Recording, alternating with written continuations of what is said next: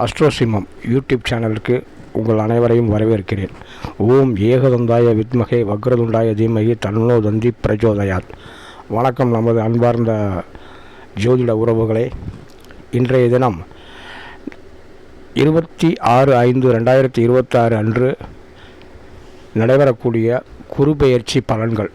இந்த குருபெயர்ச்சி பலன்கள் 12 ராசிகளுக்கும் நான் இங்கே தனித்தனியாக வீடியோ பதிவிடுகிறேன். அந்த வகையிலே 26/5/2026 செவ்வாய்க்கிழமை அன்று குரு பகவான் மிதுன ராசியிலிருந்து கடக ராசிக்கு பெயர்ச்சி ஆகிறார். அந்த கடக ராசியில் உச்சமாகிறார். இந்த பலன்களை ஒவ்வொரு ராசிக்காக பார்க்கலாம். முதலாவதாக நாம் பார்க்கக்கூடிய ராசி மேசராசி. மேசராசி அஸ்வினி 4 பாதங்கள், பரணி 4 பாதங்கள், கார்த்திகை 1 பாதம் அடங்கிய ராசி. காலபுருஷனுக்கு முதலாவது ராசி மேசராசி. எப்படி இருக்கிறது என்று பார்த்தோமேயானால், மேசராசிக்கு தற்சமயம் நடைபெறக்கூடிய குரு பெயர்ச்சி 4ஆம் இடத்தில் குரு அமரப்போகிறார்.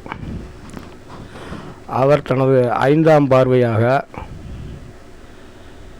உங்கள் ராசிக்கு 8ஆம் இடத்தை பார்வை செய்வார் மற்றும் 7ஆம் பார்வையாக 10ஆம் இடத்தை பார்வை செய்வார். 9ஆம் பார்வையாக 12ஆம் இடத்தை பார்வை செய்வார். இதுதான் குரு பகவான் பெயர்ச்சியான பின்பு நடக்கக்கூடிய விஷயங்கள். குரு 4இல் உச்சம். தற்சமயம் மேசராசி அன்பர்கள் விரயச்சனியின் பாதிப்பில் இருக்கிறார்கள். அது எல்லாரும் தெரிஞ்சது. நையா போட்டு ஆட்டி படைக்குத அப்படின்னு நினைக்கிறவங்களுக்கு இந்த குரு பெயர்ச்சி பரவாயில்ல, ஓரளவு ஏதோ அப்படிங்கிறது மாதிரி சில விஷயங்கள் நடக்கக்கூடியது. என்ன நடக்கக்கூடியது? 4இல் குரு கேந்திராதிபதி தோஷம் கிடையாதா? தோஷம்தான். ஆனால் அங்கே குரு என்ன கடகத்தில் உச்சமாகிறாரு. ஆகவே அந்த கேந்திராதிபத்திய தோஷம் உங்களுக்கு கிடையாது, மேசத்திற்கு கிடையாது. சரியா? மேலும் 9ஆம் பார்வையால் இவர் உங்கள் ராசிக்கு 12ஆம் இடத்தை பார்க்கிறார். அதாவது மீனராசியை பார்க்குறார். அங்கே மீனராசியில் சனி பகவான் இருக்கிறார். ஆக விரயத்தில் இருக்கக்கூடிய சனியை குரு தனது 9ஆம் பார்வையால் கட்டுப்படுத்த போகிறார். ஆக அதுக்காக விரயம் இல்லாமல் இருக்கும் அப்படின்னு நினைக்க வேண்டாம். அந்த விரயங்களெல்லாம் நீங்கள் சுப விரயங்களை மாற்றுங்க. புரியுதா? ஒரு காலி மனை வாங்கி போடுறது, அல்லது வீடு கட்டுறது, அல்லது கல்யாணம், இது போன்ற சுப செலவுகளுக்கு ஆகும். சரியா? 5ஆம் பார்வையால் 8ஆம் இடத்தை பார்க்குறார். இந்த 8ஆம் இடம் என்பது உங்களது ராசியின் அதிபதி செவ்வாயின் மற்றொரு வீடாகும்.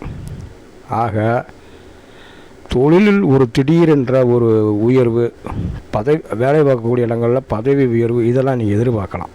கண்டிப்பாக நடக்கும். ஏன்னா அவர் 7ஆம் பார்வையால் 10ஆம் இடத்தையும் பார்க்குறாருல.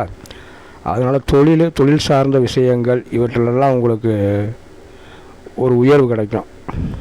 என்ன சொல்கிறது, என்ன பதவி உயர்வுக்காக எதிர்பார்த்து காத்துக்கிட்டு இருக்கவங்களுக்கு கண்டிப்பாக இந்த குரு பெயர்ச்சி காலங்களில் பதவி உயர்வு கிடைக்கும்.